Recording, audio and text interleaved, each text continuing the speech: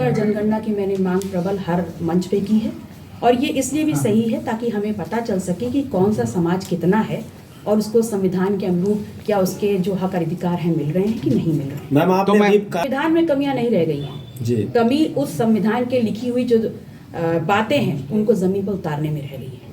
बाबा साहब ने आरक्षण को लिखित किया संविधान में एक विशेष अवसर के रूप में और इसलिए क्योंकि वो चाहते थे कि जो मूल धारा से अलग हैं उनको विशेष अवसर देकर के मुख्य धारा में लाया जाए और जब ये कारपूर्ण हो जाए तो हम उसको हटा भी सकते हैं। लेकिन चूंकि 75 साल की आज़ादी के बाद अभी तक ये पूर्ण नहीं हुआ है इसीलिए ये लगातार बात चलती आ रही है कि बैकलॉग जो भी है उसको पूरा किया जाए। बाबा साहब ने तो अभी केंद्रीय बजट आया है वो आम जनता से इतर होकर के चुनावी बजट ज़्यादा लगता है क्योंकि अगर चुनाव को दृष्टिगत न रखा गया होता तो शायद उसमें जो राशन के लिए बजट है उसको डबल ना करते हुए शिक्षा का बजट डबल किया जाता तो मुझे लगता है वो चुनावी बजट है। राहुल गांधी गए वहाँ उन्होंने तिरंगा फहराया तो इसका आप मान रही है कि 370 हटने के बाद ये पॉसिबल हुआ?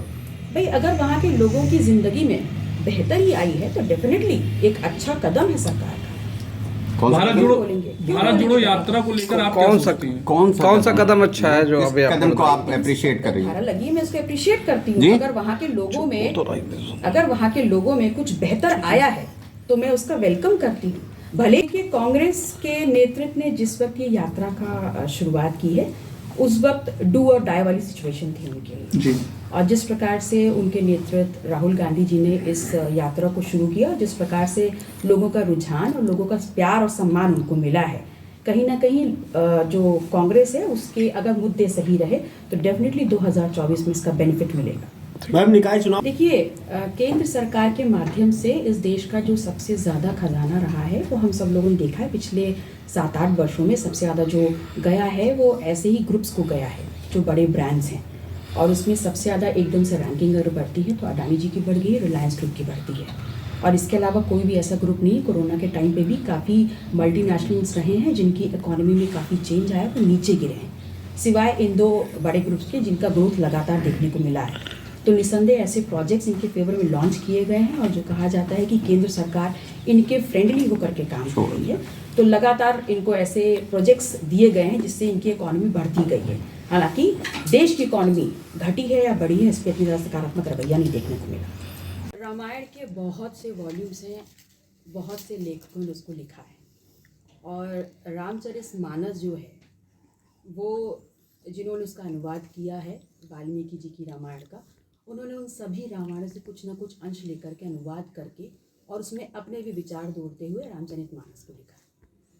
अब रामचरितमानस की जिन चौपाइयों की बात हो रही है अगर देखें तो ऐसे इस्लाम है और कुरान में भी लिखा है कि बुत परस्ती हराम है और कई इस्लामिक जो इतिहासकार हैं उन्होंने बोला है कि जो बुत परस्ती में लोग हैं वो काफिर हैं। तो मैं ऐसा नहीं मानती और मैं ऐसा विश्वास भी नहीं करती क्योंकि हमारे लिए बुत परस्ती या मूर्ति पूजन जो है वो साकार ब्रह्म है तो जिसको मैं मानती नहीं मैं उसकी बात नहीं करती।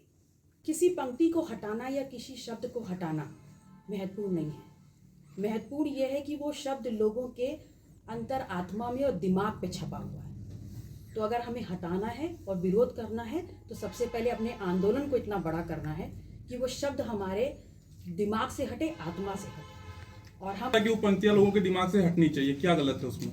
वो गलत ये है क्योंकि शूद्र बोला जाता है और लोगों के दिमाग में शूद्रों के लिए जो हमेशा से रहा है जिस प्रकार से उनका दमन किया गया जिस प्रकार से उनका शोषण हुआ है वो हटना जरूरी है। सैकड़ों रामचरितमानस में आप विश्वास नहीं करते हैं? मैं विश्वास नहीं करती।